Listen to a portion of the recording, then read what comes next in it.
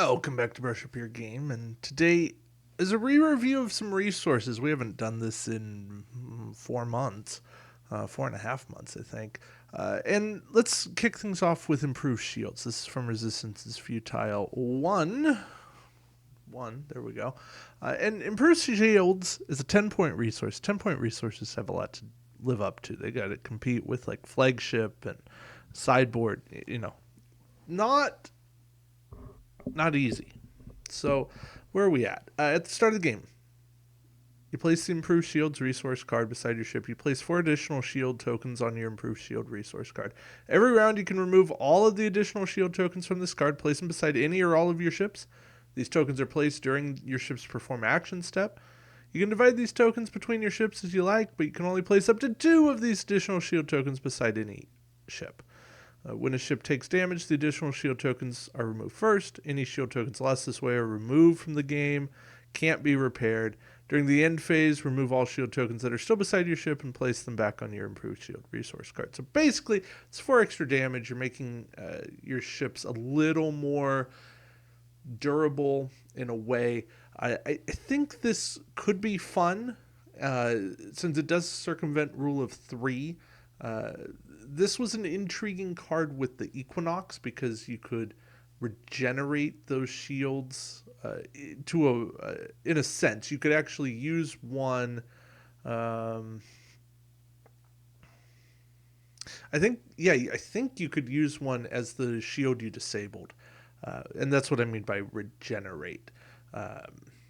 No, you can't actually repair them, right? The rules are there, but there's so much going on with extra shields or cards like improved deflector screens that are, while you have active shields, you do this sort of thing.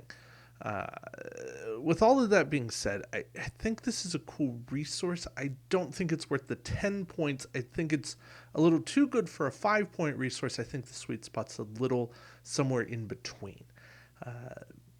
I'd like to see it come back just with a little twist on it, and I think it could be good. It's just not there right now. So next up, we got the advanced targeting systems. For 5 points, you got some target locks. All of your ships in your fleet can acquire and maintain up to 2 target locks, which is interesting, cool.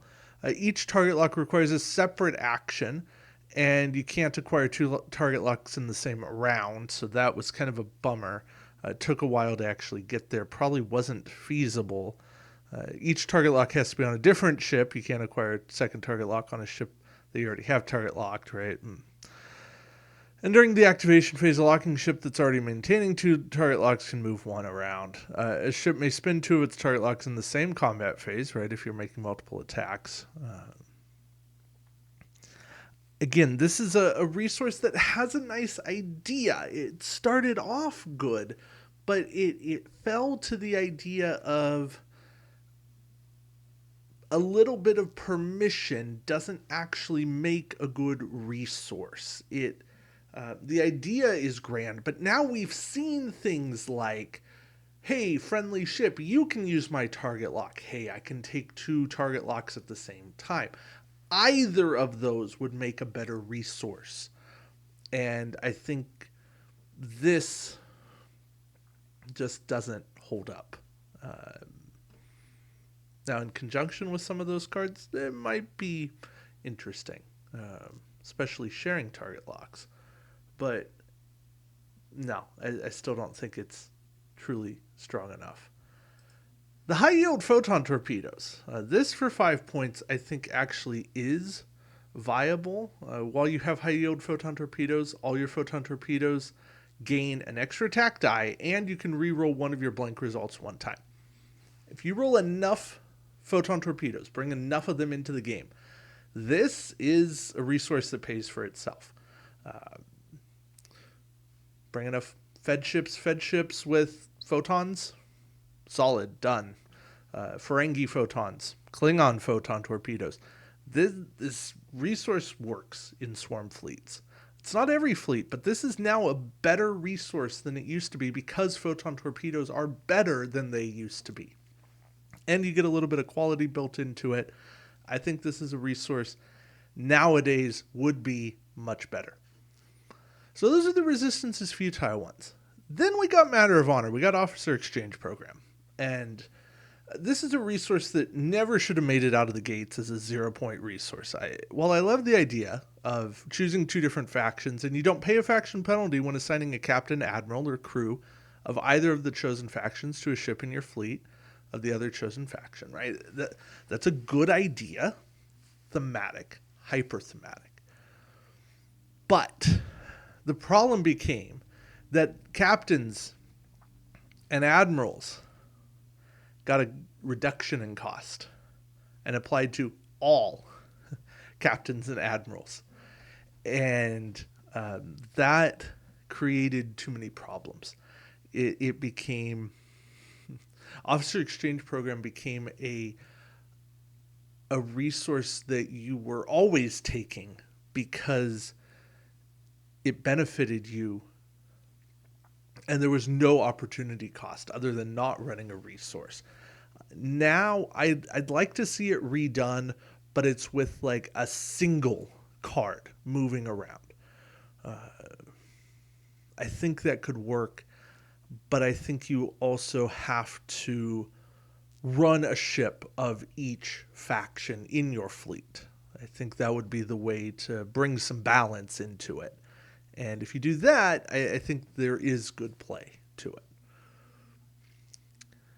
Then we get the evasive action template, and this is one that's going to make an appearance, I believe. That was the talk for the new packs. So the evasive action template for 5 points, you put it beside one of your ships. For the duration of the battle, you can perform the evasive action maneuver once per round with any of your ships.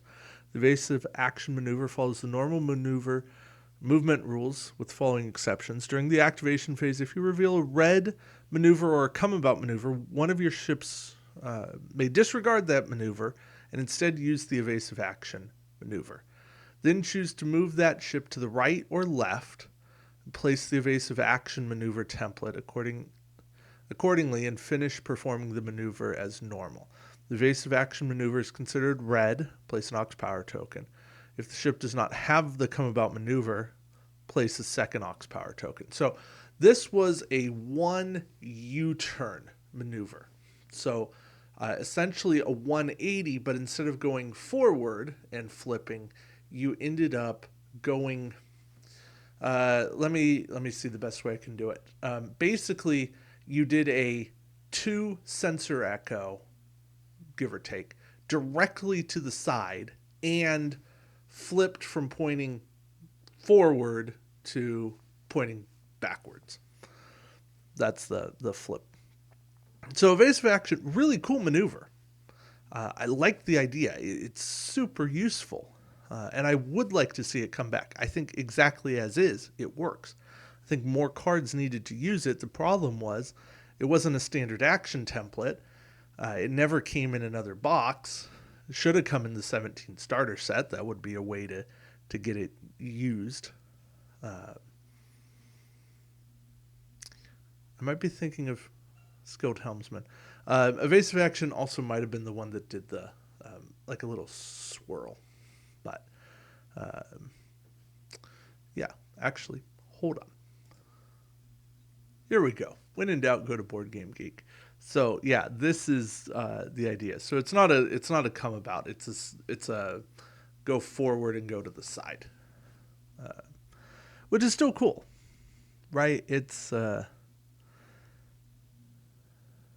it gets you moving like a 2 straight and a sensor echo all at once.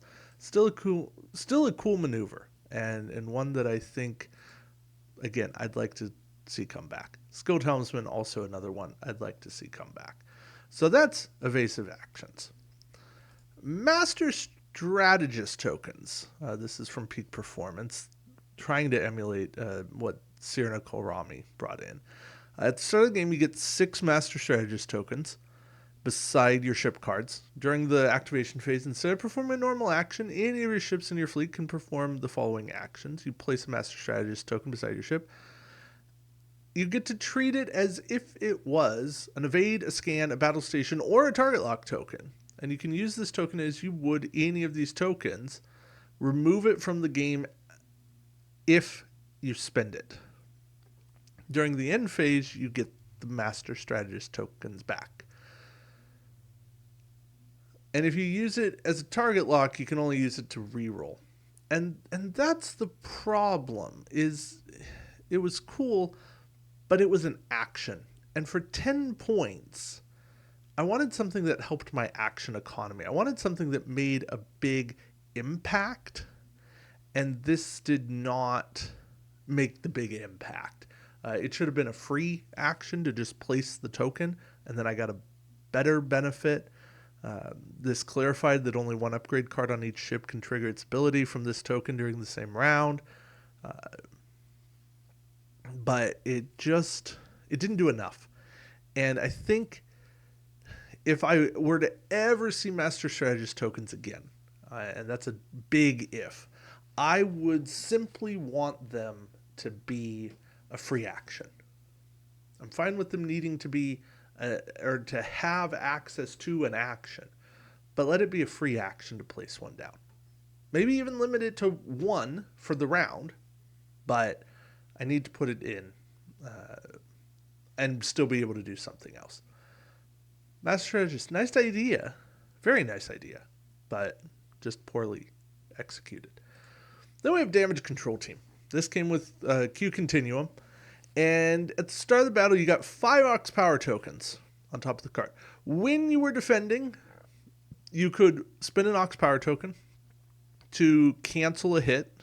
And granted, you're putting the Ox Power token in play.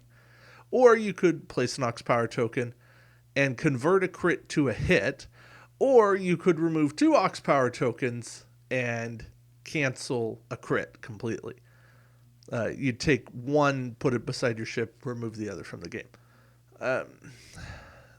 Again, the problem is this wasn't good enough. You were spending 5 points to save yourself from 5 damage at best.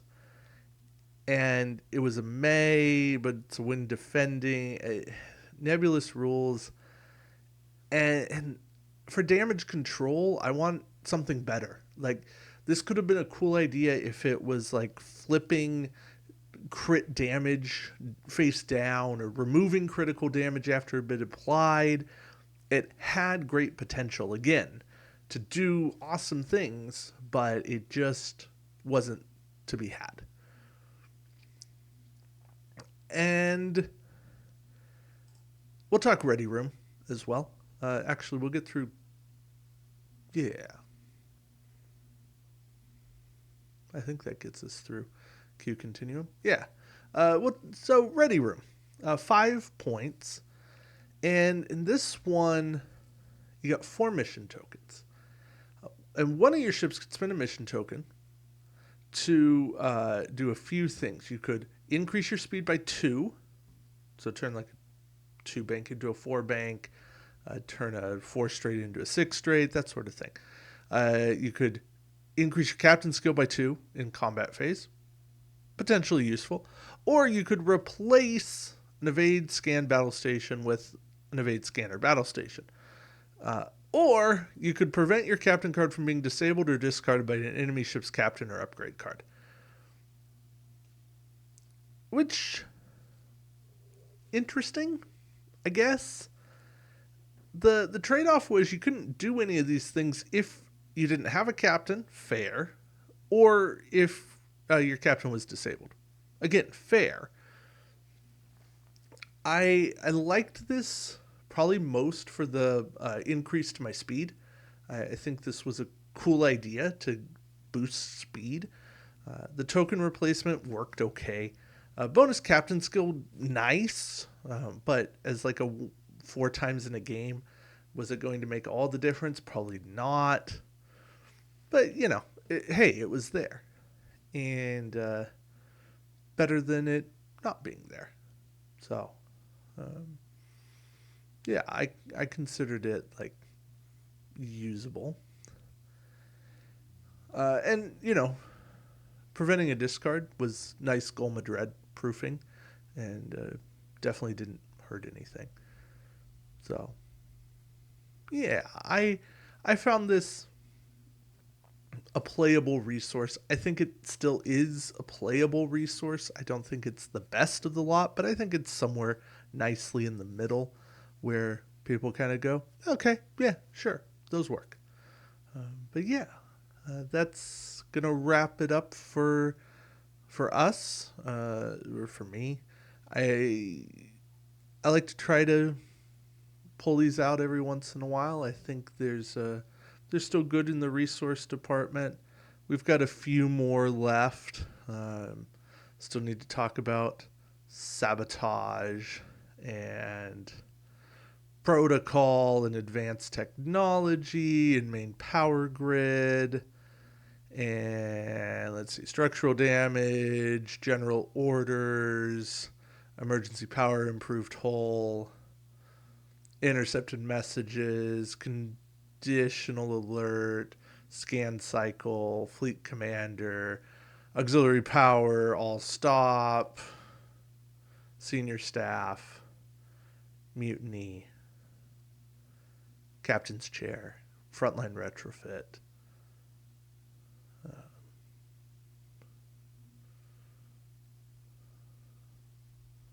Long range probe. Yeah, there's a lot more here.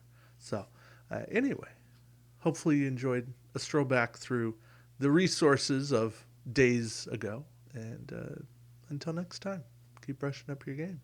Take care, everyone.